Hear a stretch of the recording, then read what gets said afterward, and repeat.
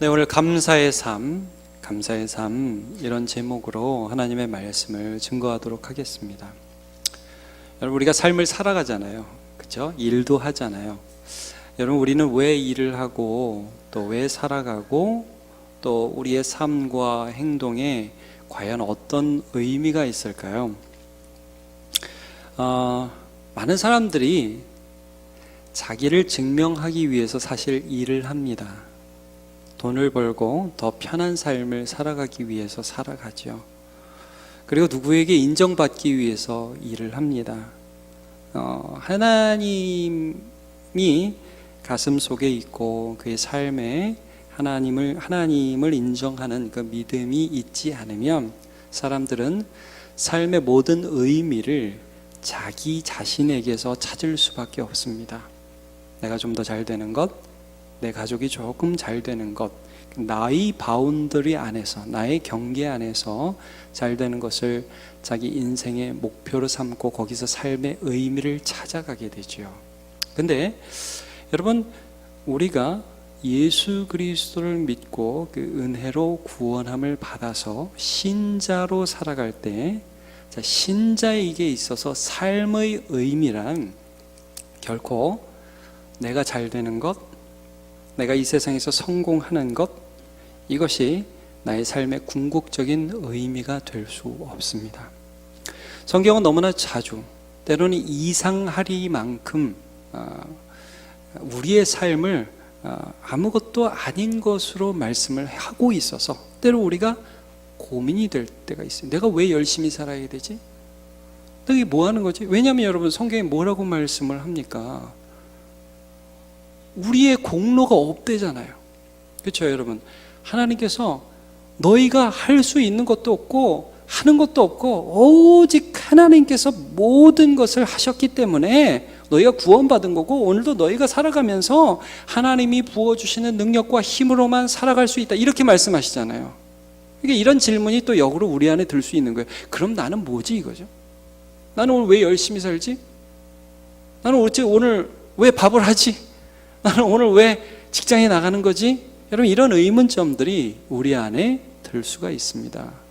그것을 설명해 주는 너무나 귀한 단어 두 가지가 있는데, 하나는 순종이고요, 하나는 감사입니다. 하이델베르크 교리문답이라고 우리가 한 1년 전쯤에 마친 걸로 알고 있는데, 거기 그런 말씀이 있어요. 하이델베르크 교리문답의 전체적인 틀이 이래요. 죄인인 인간이 세 가지를 알아야 된다. 첫째, 자기가 얼마나 비참한 존재인지, 하나님 없이 살아가는 자신의 삶이 얼마나 비참한 존재인지, 죄가 죄인지도 모르고 자기를 위해서 살아가는 삶이 얼마나 허망한 삶인지를 알아야 되고, 두 번째, 이 비참함에서 어떻게 구원받아야 되는지, 오직 믿음으로만 구원받는 하나님의 은혜인 것을 알아야 되고, 그 다음에 중요하게 우리가 알아야 될 것이, 이렇게 비참한 존재를 구원해 주신 하나님 앞에 어떻게 감사의 삶을 살아야 할지를 알아야 된다고 그랬어요. 여러분, 예수를 완전한 은혜 가운데에서 믿고 살아가는 모든 성도들의 삶은 한편으로는 그 삶을 순종이라고 설명할 수 있는 것입니다. 하나님이 믿어져요. 그 하나님의 명령에 한 걸음 한 걸음 순종하면서 가는 거예요. 또 한편으로는 감사라고 설명을 할 수 있는 것입니다. 하나님이 내게 해준 것이 마음에 황송함으로 올라와요. 너무 좋아요, 하나님이. 그래서 그 하나님을 기뻐하며 한 걸음 한 걸음 감사하며 삶을 살아가고 싶은 거죠. 그게 오늘 우리가 일하는 이유고, 그게 우리가 오늘 예배하는 이유고, 그게 오늘 우리가 서로를 섬기는 이유가 되는 것입니다. 오늘 감사절입니다. 좋은 일도 있었고 나쁜 일도 있었죠. 우리가 올해는 진짜 여름이 더워도 너무 더웠습니다. 참 짜증 많이 났죠. 그리고 여름은 좋은 일도 있었지만 외로운 일도 왜 이렇게 많고, 답답한 일도 많고, 될 것 같았는데 안 된 일도 많고, 그렇죠. 근데 여러분, 그 모든 것 가운데 하나님의 은혜가 저와 여러분의 삶에 부어졌음이 믿어지십니까? 믿어짐으로 그분께 감사하는 삶의 걸음걸음을 오늘 우리가 걷고 있는 것입니다. 그래서 구약 성경에 보면 이 감사 찬양 이렇게 말씀을 해요. 자, 시편 95편 2절에 보면 우리가 감사함으로 그 앞에 나아가며 질질 즐거이 그를 노래하자 말씀하고 있고요. 신약 성경에 보면요, 우리의 삶의 의미가 죄악이 아니라는 거예요. 에베소서 5장 4절을 보면 누추함과 어리석은 말이나 희롱의 말이 마땅치 아니하니, 그러니까 은혜 받은 사람의 삶으로서 막 죄 지으면서 말 함부로 하고요, 남 놀리고 하는 그런 것들 마땅하지 않고 오히려 말을 어떻게 해야 돼요? 감사하는 말을 하자. 이게 우리의 삶의 의미라는 것을 말씀해 주고 있습니다. 오늘 읽은 이 본문 말씀 이사야 43장 21절 말씀은 참 유명하죠. 자, 이 백성은 내가 나를 위하여 지었나니 나를 찬송하게 하려 함이니라. 이게 나는 하나님이거든요. 같이 한번 읽어볼까요? 시작. 이 백성은 내가 나를 위하여 지었나니 나를 찬송하게 하려 함이니라. 그러니까 여러분, 이 말씀은 뭐 찬송 한번 해야지, 노래 한번 해야지 이런 말씀이 아니라 하나님의 백성은 하나님이 지어서 하나님이 은혜 주셔서 그들의 마음에 어떤 마음이 있냐면 하나님 참 좋다, 하나님 참 좋으신 분이다, 내가 이런 환경을 겪고 이런 걸음을 걸어왔는데 그 가운데서 하나님의 구원과 하나님의 은혜가 순간순간 있고 앞으로도 있을 것이 내게 믿어진다. 나는 하나님이 너무 좋아서 하나님을 찬양하는, 여기 찬양과 감사는 항상 같은 짝을 이루면서 같은 문맥으로 여러분 보셔야 돼요. 구약성경의 찬양, 감사. 나는 그래서 하나님을 찬양하는, 하나님을 감사하는 그러한 삶을 살아가겠다라는 마음이 성도들에 들게 하도록 하나님이 만드시고야 만다, 이 말씀입니다. 자, 여러분, 이사야 43장 펴셨죠? 네. 조금만 앞에 보면 자, 우리 16절부터 좀 볼 텐데, 먼저 제가 잠깐 배경을 설명하고 16절부터 보죠. 이사야 43장은 이런 말씀입니다. 이사야라는 선지자가 자기 나라 이스라엘과 유대가 이제 먼 훗날에 지금 짓고 있는 죄악 때문에 바벨론이라는 나라에 끌려가서 멸망할 것에 대한 하나님의 심판에 대한 아주 냉혹한 말씀이 기록되어 있습니다.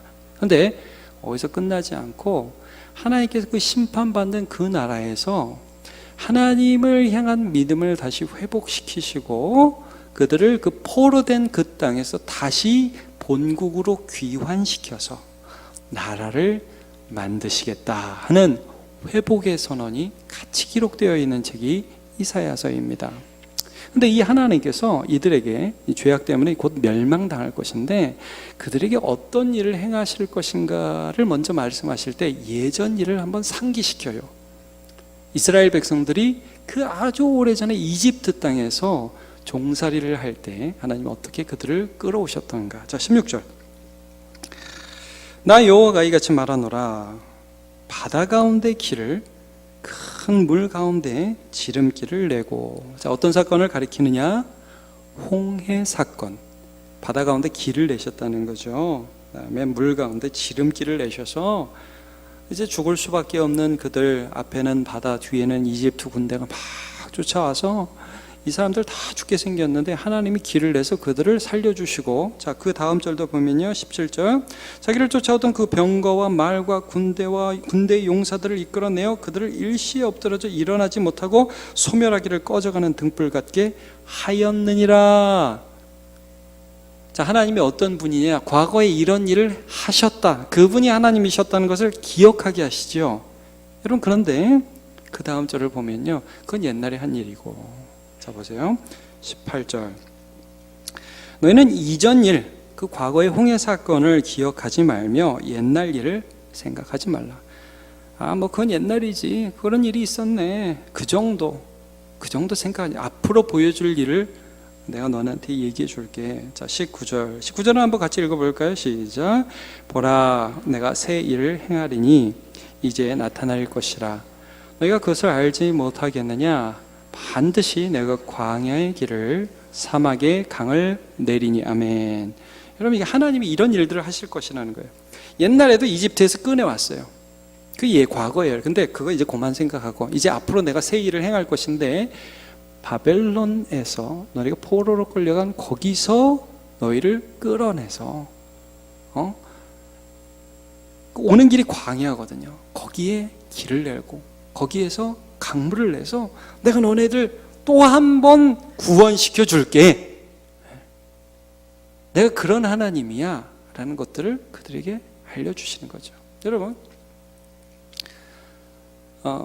이 백성들이요, 이렇게 하나님의 구원을 경험하고 나서, 그러니까 바벨론을 끌려간 포로 생활에서 다시 귀환해서 쓴 책이 에스라, 느헤미야, 에스더와 같은 책입니다.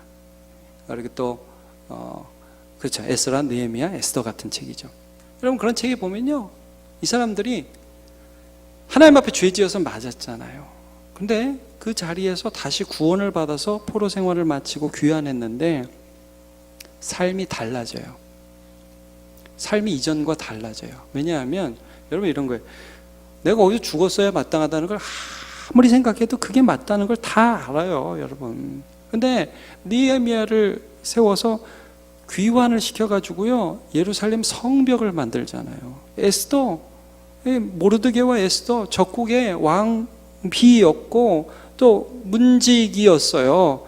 다 죽을 뻔했어요. 근데 에스더 기도해서 온 백성들이 살아나죠. 3일간 금식하고 하나님 도와달라고 해서 하만의 괴계로부터 그들이 살아나죠. 그들은 죽어야 한 존재임을 알고 있었어요. 근데 하나님께서 살려주셔서 기적적으로 광야의 길을 내시고 사막의 강을 내셔서 돌아오는 인생을 살게 하신 것을 그들이 알았어요. 그러니까 그들이 예배하는데 눈물이 나는 거예요. 여기서 예배한다는 것 자체가 이게 놀라운 기적인 것이죠. 안식일을 어기는데 예전에는 뭐 그럴 수도 있지. 근데 야, 어떻게 너희들이 이 안식일날 장사를 하냐. 자세가 달라져. 이방인들과 통혼하고 결혼해서 이방인들이 섬기는 우상들을 가정으로 들어오는 일들을 그냥 놔두지 않아요. 여러분, 막 수염까지 잡고 흔들고요. 에스라서 나중에 보세요. 너네가 어떻게 일을 이렇게 할 수 있느냐. 여러분, 그게 그냥 율법적인 것이 아닙니다. 우리는 죽어야 마땅하는 자였고 우리는 하나님 앞에 결코 어떤 하나님 저 괜찮은 사람이죠? 이렇게 내세울 것이 없는 사람이다. 하나님 순전히 주님의 은혜와 주님의 사랑으로 우리를 이끌어 주셔서 여기까지 인도해 주셨는데 내가 여기서 어떻게 또 그 죄를 지을 수 있냐는 거예요. 여러분, 이게 삶이죠, 삶. 내가 어떻게 그 주님의 은혜를 받은 자로서 이 땅에서 성공하려고만 하는 삶을 살아갈 수 있겠느냐. 여러분, 이건 삶입니다, 삶. 내가 예수 믿는 자로서 이 땅에서 어떠한 삶의 태도로 살아가야 할 것인가를 고민하며 살아가는 역사가 신자들 가운데 일어난다는 것을 말씀해 주고 있는 것이죠.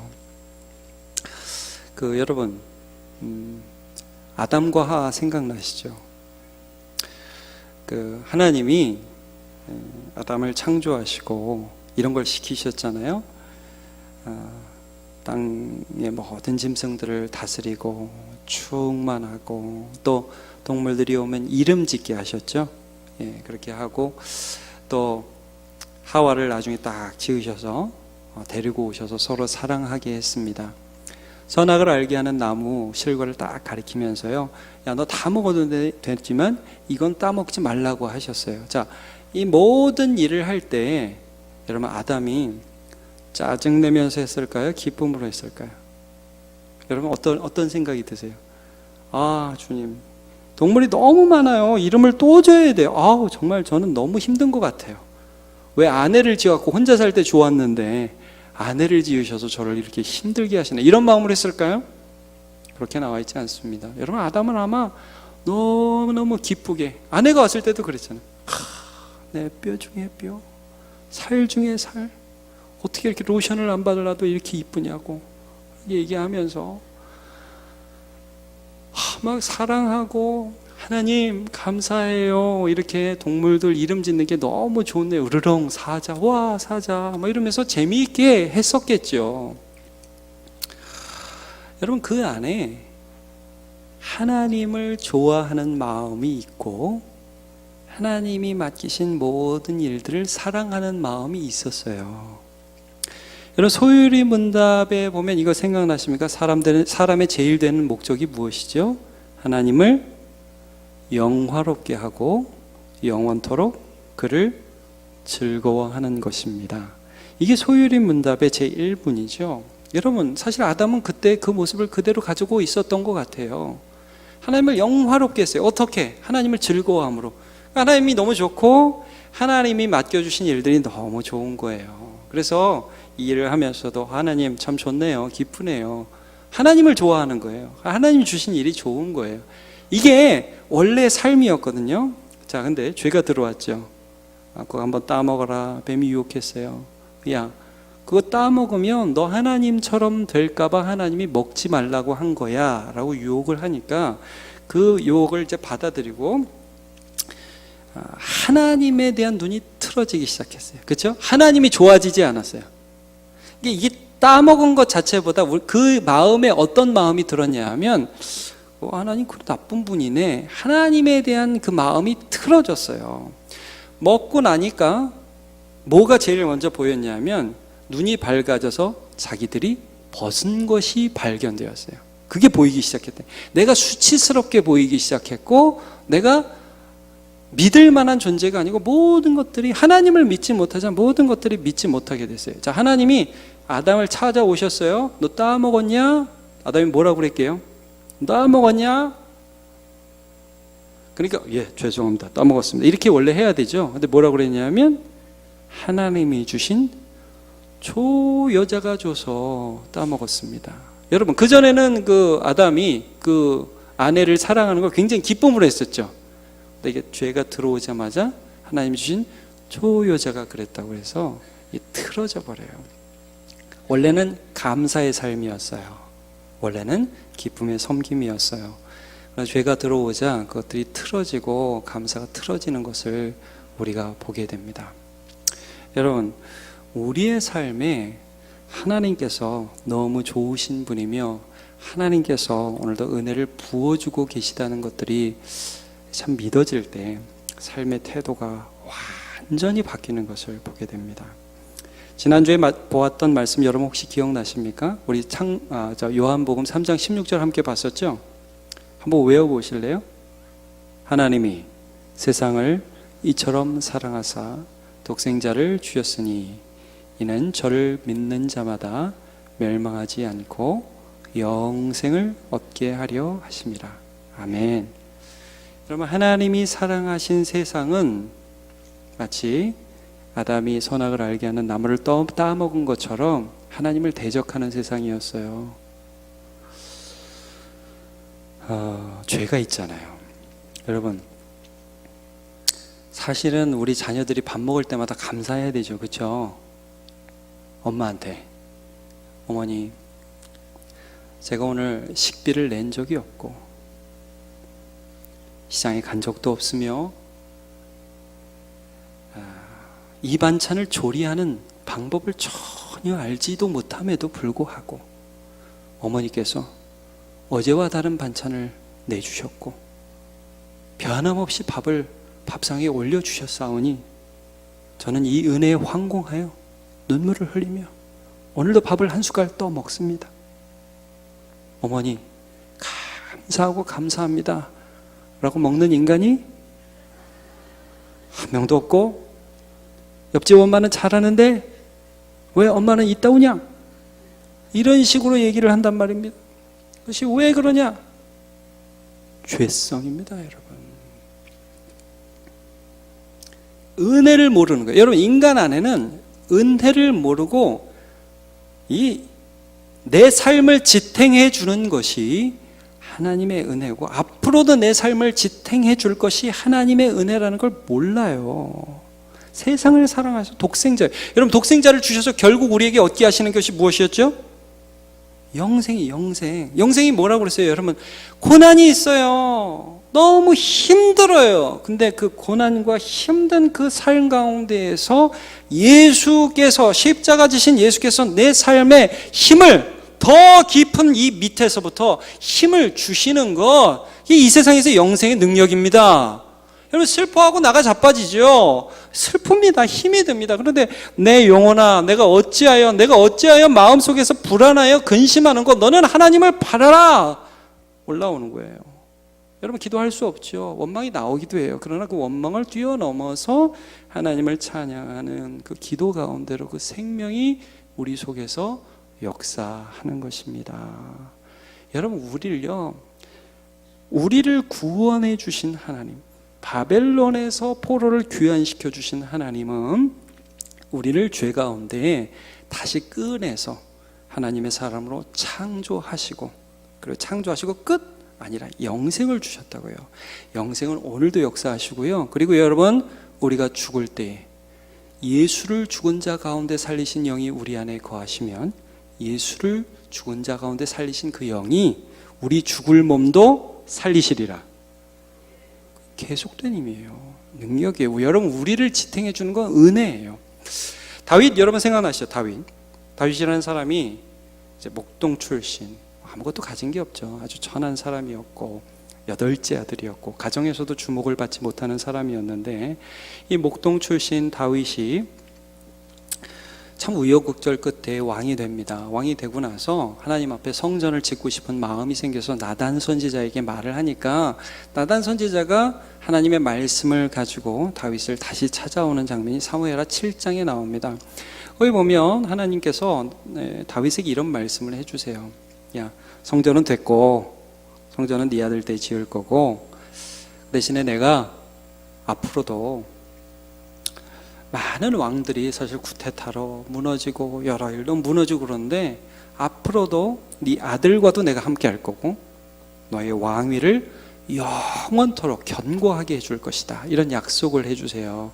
이 다윗 언약이고 나중에 예수 그리스도 메시아 다윗의 자손 예수 그리스도를 통해서 성취되는 이 약속인데, 이때 다윗이 이런 말로 하나님 앞에 반응을 해요. 자, 사무엘하 7장 18절을 볼게요. 여기서 좀 다윗의 태도를 좀 볼 수 있어요. 다윗 왕이 여호와 앞에 들어가 앉아서 이르되, 주 여호와여, 나는 누구이오며 내 집은 무엇이기에 나를 여기까지 이르게 하셨나이까. 여러분, 여기서 은혜가 좀 느껴집니까? 하나님, 도대체 제가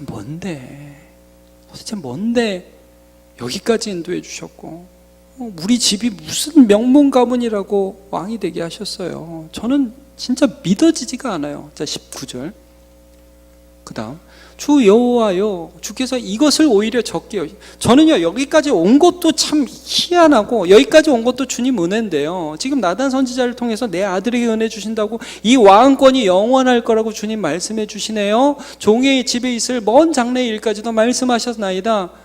주 여호와여. 그 다음 번역은 좀 헷갈리는 번역이, 이렇게 번역하면 안 되는데, 이것이 사람의 법이니다. 이것이 저 다윗에게 하신 말씀입니다. 이런 뜻이에요. 이 말씀은 하나님 어떻게 이렇게 말씀을 하실 수가 있지요? 이런 말씀이에요. 여러분, 사실 이건 우리와 동일한 것입니다. 여러분, 이런 생각 들지 않으세요? 고난이 많았지만 오늘까지 인도하신 게, 곰곰이 생각해 보세요. 여러분, 고난이 많고 지금도 힘드신 거 제가 알아요. 제가 이렇게 우리 성도들 여기서 이렇게 쫙 스캔하면 병원 수술 이렇게 돌아갑니다. 제가 막 직장 문제, 뭐 불면증, 허리, 막 별 문제가 이렇게만 쫙 봐도 별의별 사람들 다 보입니다. 근데 여러분, 혹시 그래도 이렇게 고백할 수 있습니까? 그것보다 주님의 은혜가 더 컸다고 고백할 수 있습니까? 네. 여러분, 다윗이 왕이 되는 과정이 그래 순탄하지 않았어요. 여러분 아시잖아요. 목동으로 있을 때, 물론 목동으로 있을 때도 하나님이, 그것 자체가 고난이에요. 여러분, 말제 아들이 들에서 양을 지키는데 사자고 곰이 오는데 하나님이 어떻게 인도해 주셨어요? 쫓아가가지고 곰 입에서, 사자의 입에서 양새끼를 빼내고 수염을 뜯고 막대기로 치고. 야, 이게 대단한 간증 아닙니까? 사자도 자존심이 있지, 곰도 자존심이 있지, 어떻게 애한테 수염 뜯기고 그렇게 합니까? 근데 하나님이 함께 하셨다는 거거든요. 그리고 도시락 배달하러 전쟁터 갔다가 갑자기 골리앗 보고 열받아가지고, 아이 저놈이 누군데 하다가 얼떨결에 싸움 나가가지고 이겨서 전쟁 영웅 된 거잖아요. 그래서 다윗이 그 다음에 승승장구하는데 사울이라는 왕이 자기를 좋게 보지 않았어요. 사람들이 막 노래를 하는데 다윗이 죽인 자는 만만, 사울이 죽인 자는 천천. 그러니까 사울이 딱 듣고 나는 천, 너는 만. 그럼 나중에 네가 쿠데타 일으켜서 왕 되겠네. 딱 이렇게 하고 지목해서 미워하고 죽이려고 십수년 쫓아다녔죠. 여러분, 고난이 많았습니다. 근데 참 재밌어요. 여러분, 다윗이 고난이 굉장히 많았죠. 근데 그 고난 중에 하나님의 은혜가 넘쳤어요. 고난 중에. 여러분, 우리가 고난 당하죠? 고난 안 당하는 게 아니라 고난 당해요. 근데 여러분, 고난 중에 은혜가 넘쳐요. 다윗이요, 사울이 저 앞에 산까지 나를 쫓아오는 경우도 있었어요. 이제 나 죽어요. 사울이 요 앞까지 와가지고. 근데 전령이 그 뒤로 뚜루루 오면서 뭐라고 그러냐면, 사울 왕이시여, 블레셋이 지금 요 우리 국경까지 쳐들어왔습니다. 빨리 가셔야 됩니다. 그래가지고 다시 돌아갔어요. 이거 뭐 하나님 은혜야. 자기가 굴 속에 숨어 있었어요. 사울이 나 죽이면 어떡하나. 근데 응하하려고 혼자 들어오네. 그래서 옷만 자르는 거예요. 여러분, 다윗은요 너무 힘들었어요. 하여튼 죽어도 골백 번은 죽었어야 될 거예요. 근데 하나님의 은혜로 거기까지 왔다는 걸 알았어요. 그래서 내가 그 왕이 되고 보니까 그게 다 훈련이었고, 크게 더 약한 사람들을 사랑하는 과정이었고, 여러분, 다윗은요 사람을 뽑을 때 고민을 할 필요가 없었어요. 왜냐하면 고난 가운데 자기와 함께 했던 의리와 정말 충성스러운 장수가 그 고난 속에 다 형성이 된 거예요. 지나고 보니까 다 은혜예요. 지나고 보니까 하나님, 어떻게 이런 방법으로 저를 왕이 되게 하실 수 있습니까? 저는 이렇게 된 것도 너무 은혜고, 앞으로 살아갈 때도 하나님이 함께 해주신다니까 그게 감사하고. 여러분, 다윗이 하는 행동을 제가 잠깐 여러분과 나누면 이런 거예요. 그러니까 이러한 자기가 머무는 성 시온산 성 예루살렘 성의 법궤, 하나님의 교회가 들어왔단 말이에요. 그러니까 다윗이 춤을 추죠. 여러분, 왜 춤을 추겠어요? 하나님이 너무 좋으니까. 예배하고 싶은 거예요. 여러분, 하나님이 내 삶에 은혜를 베푸셨다는 걸 아는 사람은 예배 가서 그냥 이렇게 있다 가지 않습니다.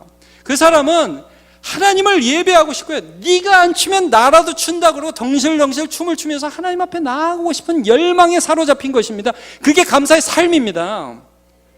여러분, 다윗이 그 다음에 제일 처음에 한 일이 뭡니까? 은혜 받고 왕 된 다음에 한 일이 뭐냐면요, 또 은혜 베풀고 싶은 거예요. 그래서 사울 왕가의 요나단의 자녀 무비보셋이라는 사람이 사울 죽을 때 도망가다가 다리를 다 다쳐가지고 절었어요. 장애인이었어요. 근데 자기 아들 삼아요. 자기 아들 대우를 해줍니다. 무비보셋. 은혜 베푼 거예요. 죄를 또 지을 유혹들이 얼마나 많아요. 근데 여러분, 그렇게 은혜 받고 또 죄 지면 그거 감사하는 삶 아니죠. 여러분, 우리가 예수 믿어도 죄에 대한 욕구가 있습니다. 분명히 죄 짓고 싶은 마음이 남아있어요. 그런 본성이 우리 안에 남아있습니다. 그러나 합당하지 않죠. 너희가 주의 성령이 너희 안에 거하시는 성령의 전인 줄 알지 못하느냐? 어떻게 그리스도와 벨리알이 서로 어울릴 수가 있느냐? 안 된다는 거죠. 감사하는 삶은 그렇게 살아갈 수 없다는 것이죠. 예배하고 싶고요, 나 자신을 드리고 싶은 거예요. 여러분, 다윗이 성전 건축을 위하여 자기가 하고 싶은데 안 된다고 그러니까 뭐 합니까, 여러분? 준비물, 재료들, 건축 재료 다 준비하잖아요. 여러분, 솔로몬은 지은 것뿐이 없어요. 건축 재료는 다 다윗이 이미 준비해 놨어요. 자기를 드리고 싶은 거예요. 이게 감사의 삶이죠. 여러분, 오늘 감사헌금 뭐 많이들 하셨을 거예요. 저는 그거 중요하다고 생각하고요, 중요한 표현이라고 생각해요. 그러나 감사헌금보다 감사의 삶은 훨씬 더 큰 것입니다. 여러분, 그 삶을 사십시오. 예배하시고요. 예배도 그냥 드리는 게 아니에요. 너무 하나님이 좋은 거예요.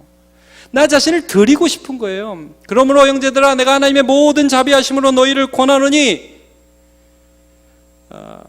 너희 자신을 하나님이 기뻐하시는 산 제물로 드리라. 이는 너희의 드릴 영적 예배니라. 여러분, 기억하시죠? 예. 드리고 싶은 거예요. 은혜 베풀고 싶은 거예요. 죄를 끊어버리고 싶은 거예요. 이게 이 삶 자체가 감사의 삶인 것이죠. 너무나 의미 있는 삶입니다. 오늘 우리가 추수감사절을 맞아서 참 감사한 일이 많습니다. 아까 저도 잠깐 언급했지만 여름이 참 더웠고 아픈 분들도 참 많았고 힘든 일을 겪은 분들도 너무 많았습니다. 그러나 저는 담대하게 그 모든 일에도 불구하고 하나님의 은혜가 우리를 지켜 주었다는 것을 고백합니다. 그리고 우리의 삶을 앞으로도 이끌어 주실 하나님의 은혜가 있음을 바라보게 됩니다. 여러분, 나 살려고 사는 삶을 살지 마십시오. 감사하는 삶을 사시기를 바랍니다. 하나님을 찬양하는 삶을 사시기를 주님의 이름으로 축복합니다.